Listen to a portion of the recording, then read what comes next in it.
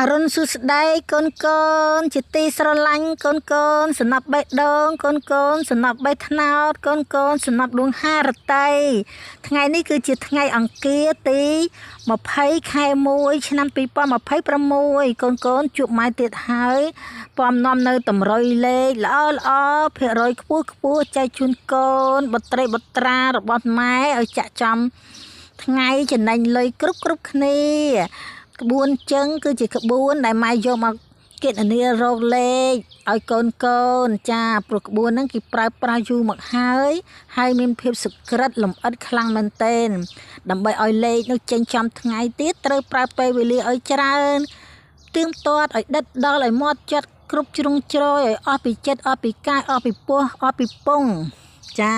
ចេញចំថ្ងៃបានចំណេញតែអត់ចេញចំថ្ងៃខាតហើយលេខល្អមកលើកក្រោយអត់មានស៊ីនេះអត់មានលុយចាក់ទៀតអញ្ចឹងមានតែដើមទីទៅយើងធ្វើលេខនឹងឲ្យច្បាស់ល្អប្រើពេលឲ្យច្រើនទៅបីតម្រុយម៉ែយឺតជាងគេមិនក៏ដោយឲ្យតែបានលេខនឹងចេញចំថ្ងៃយើងចំណេញហើយយើងមានក្របបាញ់លេខល្អបន្តទៀតហើយកូនម៉ែធ្វើតែឆ្នោតមីងងុកទេម៉ោង 4 កន្លះនិង 6 កន្លះឆ្នោតធីណាំហើយនឹងឆ្នោតខ្មែរម៉ែអត់ធ្វើទេឈប់ធ្វើ3ឆ្នាំហើយអញ្ចឹងផ្ដោតតែពីវេនឹងទេដើម្បីយើង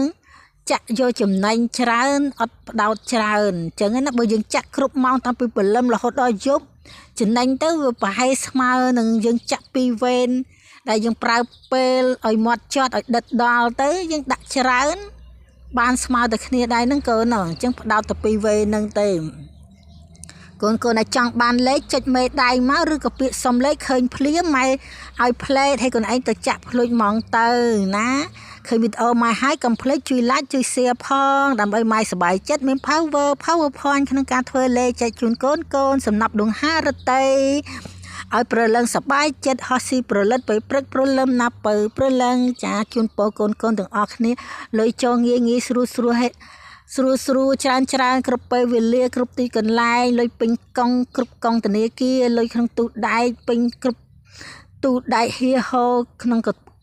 តាបកបោស្ពីជាប់ខ្លួនឲ្យលុយឲ្យណែនទាំងអស់គ្នាបា